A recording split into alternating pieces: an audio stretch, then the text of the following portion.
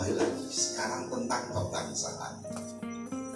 Dakwah Rasulullah Sallallahu Alaihi Wasallam yang kita kenal selama ini pasti hanya dipahami sebagai dakwah tauhid, betul.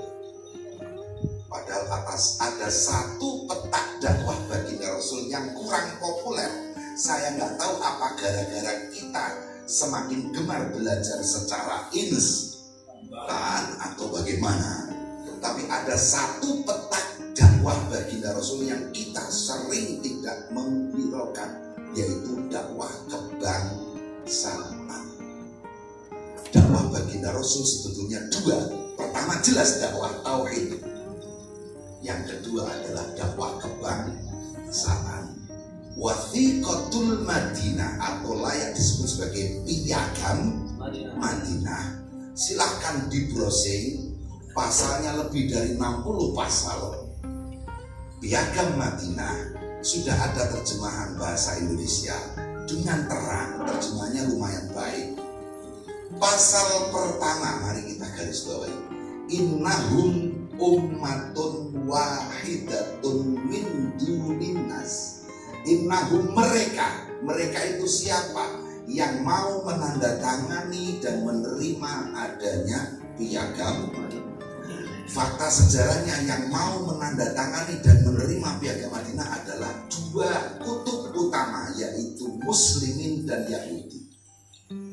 Muslimin dan Yahudi ini penandatangan dan sekaligus yang menerima keberadaan piagam Madinah. Pasal pertama baginda Rasul menegaskan, bukan pendapat ulama tapi bukan langsung instruksi baginda Rasul. Nah, mereka yang menandatangani piagam Madinah ini ummatun wahidah, bangsa yang satu. Yahudi yang ada di Madinah dan Muslimin yang ada di Madinah ditegaskan dalam Undang-Undang Madinah pasal pertama, mereka adalah umat yang satu. Tidakkah itu persis dengan Bhinneka Tunggal Ika, Bapak Ibu?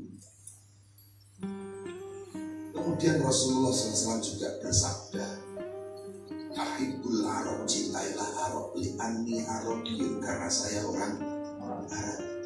Ini dakwah tentang menunjukkan bahwa Rasul itu juga memperhatikan asal muasal beliau, bahwasanya saya ini orang Arab. Maka cintailah Arab sebagai sebuah bangsa, bukan sebagai sebuah ajaran. Jadi mohon maaf, saya hampir yakin kalau baginda Rasul turun lahirnya di Riau, pasti beliau pakai tanjak, iya. Iya, tapi karena beliau lahir di Arab, maka beliau pakai jubah. Menjadi sangat keliru ketika kita memahami jubah adalah pakaian syar'i, sedangkan batik dianggap tidak syar'i. Ini pakaian bid'ah, Bapak Ibu, mohon. Dan bid'ah itu masuk neraka, maka barang siapa yang memakai batik masuk neraka. Tidak bisa. Bapak Ibu, saya belajar 16 tahun di Mesir. Karena saya belajar di sana, sampai hari ini saya masih punya jubah sekitar 25 pasang. Saya hanya pakai setiap sholat Jumat saja, Bapak Ibu, karena keseharian saya juga bersama masyarakat. Tidak mungkin saya berkumpul dengan masyarakat pakai jubah, lari semua.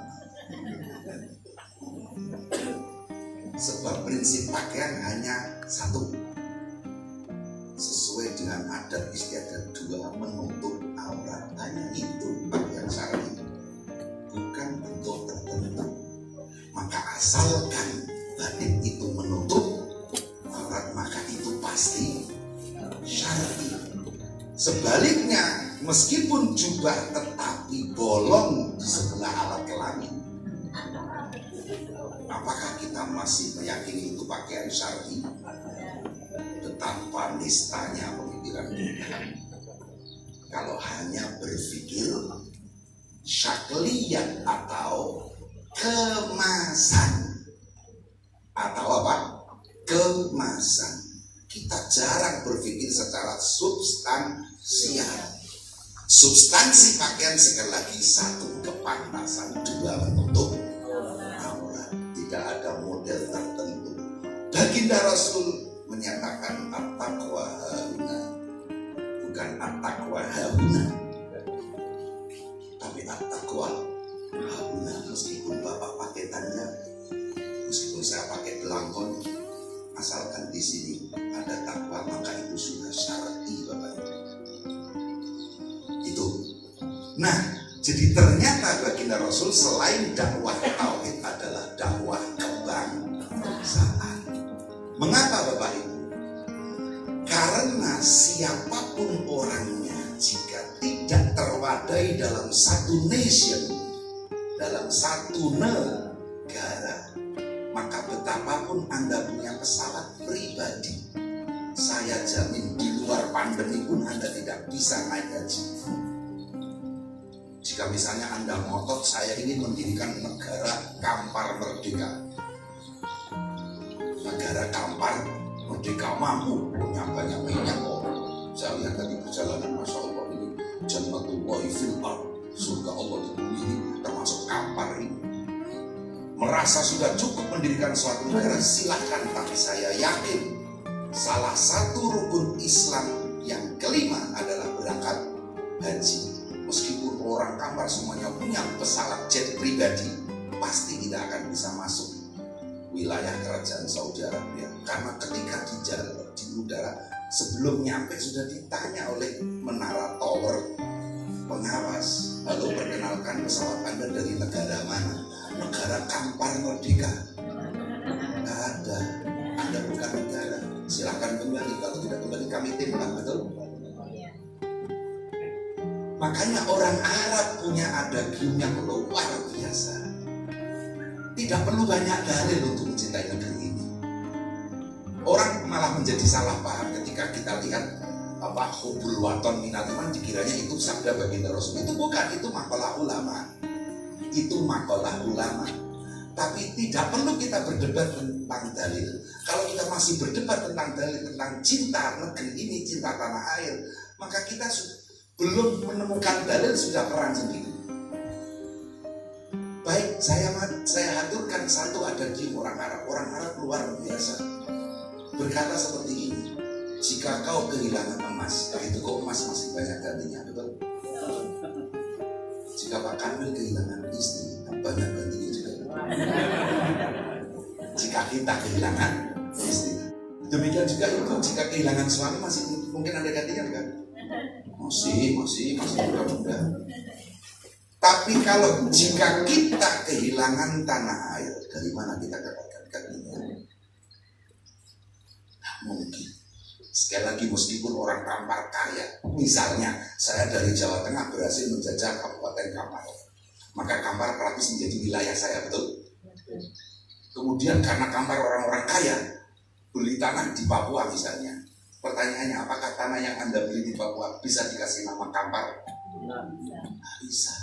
Sudah hilang ini Kampar ketika saya berhasil menjajah. Maka persoalan kebangsaan harus kita teriakkan NKRI, harga mati. Negara sebagai wasilah, sebagai perantara.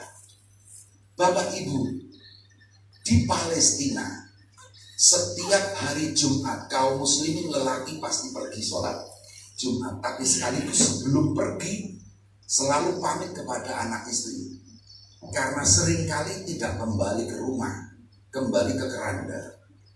Di sana karena dalam situasi terjajah, sholat Jumat penuh mencekam. Sebentar lagi ada bom, sebentar lagi ada serangan, dan seterusnya dan seterusnya. Bandingkan di masjid Kampar. Saya pertama kali dari Kairo disuruh khutbah di masjid kecamatan, hampir saya tersinggung. Rata-rata semua jamaah tidur semua. Siapa yang tidak tersinggung? Lulusan Al-Azhar 16 tahun, khutbah nggak ada yang mendengarkan. Tapi alhamdulillah saya tiba-tiba punya pemikiran, inilah negeriku sangat aman, sehingga ketika khotib membacakan khutbah semuanya tertidur. Bandingkan dengan Palestina yang belum punya negara. Sederhana sekali kan ternyata. Sederhana sekali kita ini harus mempertahankan, harus memiliki cinta tanah, air. Atau kita karena memang mentang-mentang kita udah lama nggak perang ya, atau kita ini rindu perang. Terakhir kita kan 65 ya, iya. Apa kita ini rindu perang, rindu geger, rindu situasi panas? Suriah Bapak Ibu, di Suriah tetangga kami waktu saya di Mesir 16 tahun saya setiap hari melihat refugees pengungsi mereka terusir dari negaranya sendiri. Saya tanya sebetulnya bagaimana di Irak juga, terlepas dari campur tangan Amerika. Saya nggak mau membicarakan Amerika, termasuk pandemi dikit-dikit ini konspirasi Amerika. Kok kita ini lupa ayat Al-Quran, Qulillahumma malikal mulki tu'til mulka man tasha. Kalau misalnya Jokowi itu dikehendaki oleh pemerintah Cina, dalam hal ini Partai Komunis Cina misalnya, dikehendaki sebagai presiden, tetapi kalau Allah tidak mengizinkan, apakah mungkin Jokowi jadi presiden? Nah mungkin. Akidah kita malah bahaya. Yang menjadikan Jokowi presiden adalah Partai Komunis Cina. Akidah kita kemana? Akidah kita harus meyakini Qulillahumma malikal mulk tu'til mulka man tasha. Bukan partai mana yang memberikan kekuasaan, tapi Allah yang memberikan kekuasaan. Bukan TPS yang memilih Bang Purwaji ketika jadi DPR di sini, tapi Allah yang memilih. Itu akidah kita. Kalau kita rasa-rasakan ternyata selama ini akidah kita amburadul. Kita terlalu takut dengan COVID misalnya. Di pihak lain di luaran terlalu tidak takut dengan COVID, ini juga sama nggak benar. Takut dengan COVID juga nggak benar. Akidahnya kemana? Nggak takut dengan COVID juga nggak benar. Karena kita tetap wajib ikhtiar pakai masker dan sebagainya. Tauhid masa pandemi ini juga perlu kita urusi Bapak, termasuk tauhid kebangsaan. Siapapun pemimpin negeri ini, kalau misalnya dirasa menurut Bapak Ibu secara pribadi Anda tidak cocok dengan Pak Jokowi misalnya, berarti sejatinya Anda di mata Allah sedang tidak disukai Allah. Karena Allah memilihkan pemimpin sesuai amal perbuatan kita. Kalau Anda benci seorang pemimpin padahal dia sudah menjadi pemimpin kita, maka sebetulnya Anda sedang dibenci oleh Allah. Makanya nggak perlu banyak-banyak benci pemimpin. Kalau saya selalu tidak benci, minimal tidak benci. Saya selalu tidak benci dengan presiden siapapun yang menjadi presiden kami, presiden kita. Karena saya benci pada presiden saya, berarti sebetulnya saya sedang memproklamasikan diri bahwa saya adalah seorang hamba yang sedang dibenci oleh Allah, sehingga karenanya Allah menurunkan pemimpin yang menurut saya tidak baik. Bahaya kan ternyata, gara-gara benci presiden akidah kita kemana? Nah ini Bapak Ibu pemahaman Islam yang komprehensif. Yang terakhir terkait dengan jihad teroris, fenomena teroris yang terakhir. Katanya para teroris ditunggu 73 bidadari, bonus kecuali masuk surga plus 73 bidadari. Kalau teman-teman sahabat-sahabat saya Banser, saya kasih hadis yang lain, jangan itu. Masih ada hadis lain yang lebih jos. Apa itu? Barang siapa menahan emosi padahal dia mampu melampiaskannya, maka dua pahalanya nanti dipamerkan Allah di seluruh umat manusia ketika kiamat. Dan yang kedua, wa yukhayyaru minal huril ilmi masya'a, disuruh milih bidadari sesukanya. Sesukanya dengan 73 banyak mana Bapak Ibu? Ini hadis sahih, berita pasti benar dari Rasulullah. Barang siapa man kadzaba khairan wa huwa yaqdiru alaihi yud'a amamal mala'i yaumal qiyamah wa yukhayyar. Ini yang paling menarik untuk judul ini, wa yukhayyar, disuruh milih minal huril ini dari masya'a, whatever do you want, whoever do you want, berapapun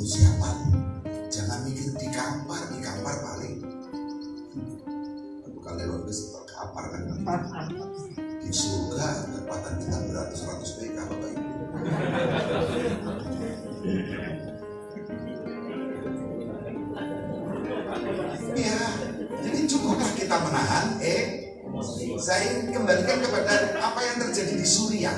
Di Suriah Bapak Ibu, atau di Irak dulu, di Irak. Berpuluh-puluh tahun Sunni dan Syiah itu diturunkan. Tapi begitu ada fitnah langsung hancur. Gambaran fitnahnya di sana begini Bapak Ibu. Kabupaten sebelah Kampar, Kabupaten Rohul misalnya. Misalnya Kabupaten Kampar adalah kabupatennya orang Sunni, Kabupaten Rohul kabupatennya orang Syiah. Maka siapapun orang Kampar pergi ke Rohul habisnya. Orang tersebut tidak paham apa itu Syiah, apa itu. Sudah konflik teritorial.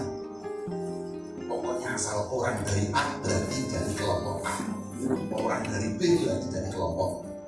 Di sana seperti itu yang di Irak dan di Suriah. Di Suriah demikian juga. Sunni Syiah sudah sejak lama hidup berdampingan. Ada Kristen terus. Tapi begitu hoax bertebaran, habis. Pilpres 2019, negeri kita diambang kehancuran betul. Sudah memanas sekali eskalasi. Dan sekarang ini ternyata sakitnya tuh di sini masih tidak habis-habis. Bapak Ibu, bukan perkara ini nomor 1 atau 02 atau 01, sekarang 03 persatuan Indonesia. Bapak Prabowo saya dan Bapak Sandi sudah menjadi anggota kabinet. Bapak Jokowi sudah tidak ada lagi di 01, 02. Tidak ada lagi cekong dan kampret. Semuanya rakyat Indonesia, innahum ummatun wahidatun, bangsa yang sama. Saya kira itu yang bisa saya aturkan. Prinsipnya jelas, pahami agama secara metodologis, bahwa tidak semua perintah pasti wajib, juga tidak semua larangan pasti haram. Ada metodologi yang sudah teruji lebih dari 1.200 tahun. Masa kita tanggalkan metodologi itu hanya gara-gara kita belajar secara instan dari media sosial. Termasuk yang harus kita garis bawahi, berita apapun, siapapun. Tetapi yang terakhir, ada penelitian menyatakan berita hoax itu kalau sudah masuk ke sini, bersarang di otak seperti sampah plastik yang susah terurai. Itu seperti berita hoax masuk sini, bersarang di otak laksana sampah plastik, akan susah diurai. Akan saya tunjukkan berapapun bukti faktual, pasti tidak akan percaya. Kalau sudah percaya hoax, akan saya tunjukkan Gus Yakut itu seorang lelaki yang benar-benar lelaki, tidak mencintai sesama lelaki, tidak akan percaya. Akan saya tunjukkan bahwa Gus Yakut itu tidak komunis, juga tidak akan percaya. Akan saya tunjukkan apa siapapun, kalau sudah bersarang kabar hoax di sini, seperti sampah plastik yang susah terurai. Bermiliar-miliar fakta pun tidak akan didengarkan dengan mudah. Pertanyaannya, masa Bapak Ibu sebagai ASN, terutama pendidik, sudah terpapar kabar-kabar hoax seperti ini? Lalu peserta didik kita, peserta didik itu kadal mu'allim an yakuna rasulah. Pendidik itu nyaris seperti Rasul dalam hal menyampaikan kebenaran. Lah Rasul saja selalu tabayun, klarifikasi. Ini gurunya kok begitu ada share-sharean dari grup yang seide, langsung dianggap sebagai kebenaran mutlak. Ini kan tidak masuk akal. Saya kira itu mohon maaf yang sebesar-besarnya, sehingga yang sedikit ini dikembangkan. Ya, kalau masih mau diskusi silahkan, panitia memiliki nomor HP saya, Pak Purwaji, Pak Purwaji. Diskusi lewat HP, saya layani 24/7, 24 jam sehari, 7 hari seminggu. Saya siap berdiskusi. Demikian, sekali lagi mohon maaf yang sebelumnya. Wassalamualaikum warahmatullahi wabarakatuh.